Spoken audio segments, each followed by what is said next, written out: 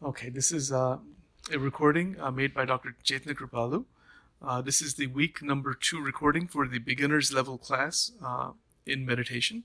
And here's Dr. Chetana. Hello, and I'm going to give you a review of our second class, second week. And we always start with a prayer or intention, however you want to call it. So the intention for today is a nice prayer it's called Prayer of Loving Kindness. So may all beings be peaceful. May all beings be happy. May all beings be safe. May all beings awaken to the light of the true nature. May all beings be free. This is called a metta prayer. I think it's from a Buddhist prayer. From a Buddhist set of prayers.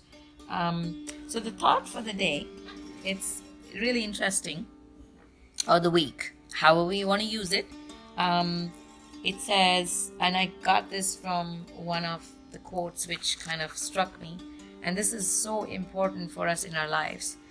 So when you do not get upset by thinking about how others must change, and instead you concentrate on your own change, good things starts to happen.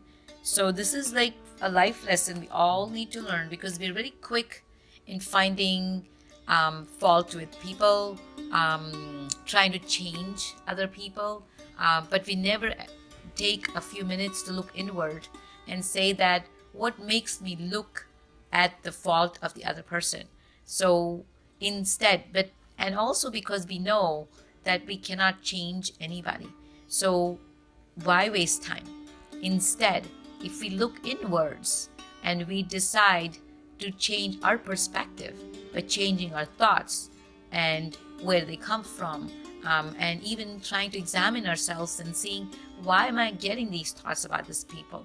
Granted, the other person may have said something, may have done something, but still, you are in charge of your own thoughts. So that's how you create a change. And when you start this process, you see that great things start happening to you, and your perspective changes. So even the people in your life start changing, and it's just that you changed, and it's amazing how that works. So try that, and remember this thought, and then hopefully it'll help you through the week, or through life actually. So that's the thought. Now, the next thing we did for today was this week, today the class 2, and of course the rest of the week was the technique, which is so important for today, was called heart focus. And it is amazing. It's actually was started off, or I learned it from this group or company or whatever you call it. It's Heart Math Institute. They started, I think, somewhere around 2006. I'm not sure of the year.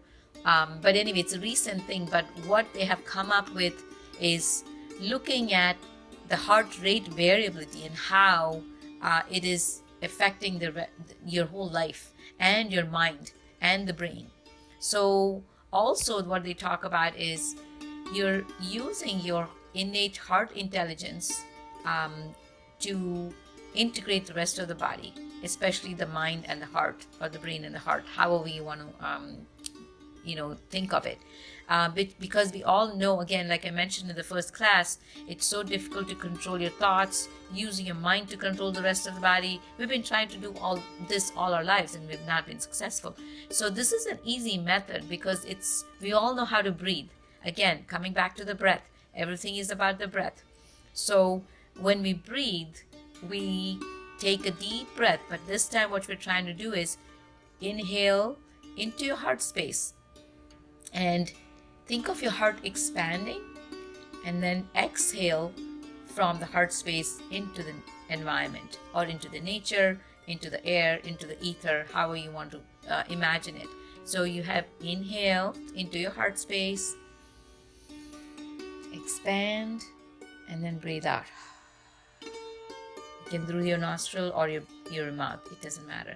So inhale, you can add on stuff like inhale love, compassion, which expands your heart. Think about it expanding, and breathe out.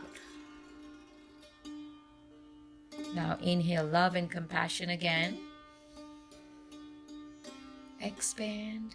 And now exhale love to the world around you. So this is a simple procedure. You want to do it for 5 minutes, and it's like in the routine every day, and you can use it all day. So to just breathe into heart space and breathe out, initially you may think of closing your eyes, but as you get used to it, you don't really need to close your eyes. You just have to feel it. Just feel your breath going into the heart space, expanding it, and breathe out, because that would help. So just a quick question, Dr. Chetana. What is the difference between this heart space breathing versus taking like a full breath to fill your stomach up, like belly breathing? Could you differentiate that? Yes, it's all intention. So that's the whole, the reason why we do this is because, remember, the beauty of all these techniques or any tools you can imagine, the main thing is where you intend your energy to go. So it's easier. The procedure is so easy. That's why we want to make it an easy tool, because everybody can relate to heart space as being for love. We've been taught that, of compassion. So it's easier to bring that intention there. So when you bring the intention, your vibration goes up. It's just like gratitude. So when you know gratitude, everybody knows about gratitude. Everybody knows what appreciation means. Everybody knows they've been grateful for something in their life. Everybody knows how it feels to be appreciated. So it's kind of like trying to bring whatever is can bring that feeling of, or that emotion of that love or that compassion is important. So that's why we're talking about the heart space, so we all can relate to it. That's why it's good for that. And there is studies to say that when you increase your vibration around your heart, it increases just by this breath technique to 5,000 times your brain, because it's so hard to expand your brain by itself. It only comes with advanced meditation practice and everything when you can do that. So the breath is everything. So it's easier to do this, and there's a lot of study. If anybody wants to go and look at it, it's www.heartmath, that is MATH, mathematics, math, institute.com. You can go and see. There's a ton of study. They even have gadgets actually, which was very much useful with aids in keeping you in that zone of coherence through the day. And that itself is really amazing. So I would encourage, you can go and see more if you want to learn more about it. But the procedure, the technique or the tool is very simple. This is all there is. You could use the alternate breathing also as a supplement or as a addition, but this is one of the meditation tools which I'm giving, which we do in this class. So we also did an affirmation like the first class. This time we just did a different one, and we said, I am loved, I am enough, I am strong. Because a lot of times what we do is we feel that we judge ourselves from another person's perspective. We want validation from somebody. We want appreciation from people. We want approval from people. And that's when we feel good about ourselves. So we know that's not going to happen with everybody around you. And it may never happen for some people. So it's good, you are blessed if you have people around you who are appreciative, who are complimentary, but then it may not happen. So that doesn't mean you're not all that. So sometimes you have to create these affirmations again to work with your subconscious, to reprogram it, to say that I am loved, and you are loved. It doesn't have to be from that specific person or persons, but there is so much love around you. It's always inside and outside. So you say, I'm loved. You give love to yourself. That is the first primary thing. We don't realize that we can actually love ourselves. So that's number one. Then I'm strong because I am in charge. I have the power. So I am strong.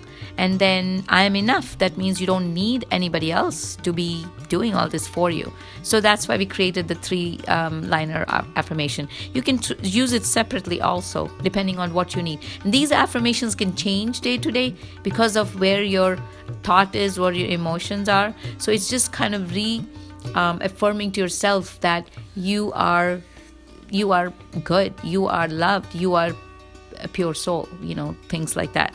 So if you want to do it as a practice, as an intention for the day, the good way to do it is start out loud and then go into grades of lowering your voice gradually and a whisper and inside your mind, because this helps of course to do it in a particular time, and it's 5 minutes, let's say, and 5 minutes is long. You can do it for 15 minutes. You can do it as a meditation if your mind goes all over the place, because that'll help you concentrate or focus on the line or the sentence you created.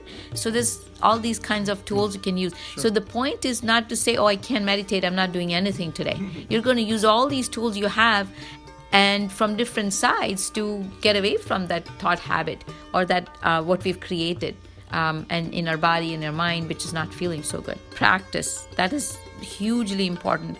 Whether it's 15 minutes, whether it's 20 minutes, whatever you want to do, you set it up in the morning, but then through the day, the alarm, this reminder, the bell, whatever you want to use, or the app which they have on HeartMath, just use that for yourself and use these tools through the day. These are all important forever, actually, if you really look at it. Because what is the goal ultimately? You're feeling good. When I say feeling good, be in a good zone, because that has a lot of consequences to it, meaning good outcomes from that. And that is, it reflects in your performance in your work. It reflects your performance or your nature and how you behave towards your family, towards your friends, and everywhere.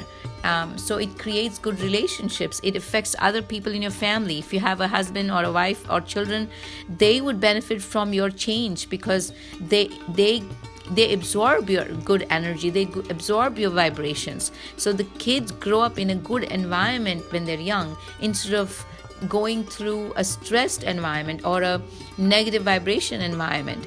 And so that will improve their future. Your friends are going to benefit from this. Your work, your colleagues are going to benefit from this. Even people around you in your supermarket where you're shopping are going to benefit from this. So you're really actually helping and doing a great service for others. So the biggest thing, actually, there was a great quote I learned from one of these gurus. His name is Matt Kahn, and it's his motto. He has like shirts on it and everything.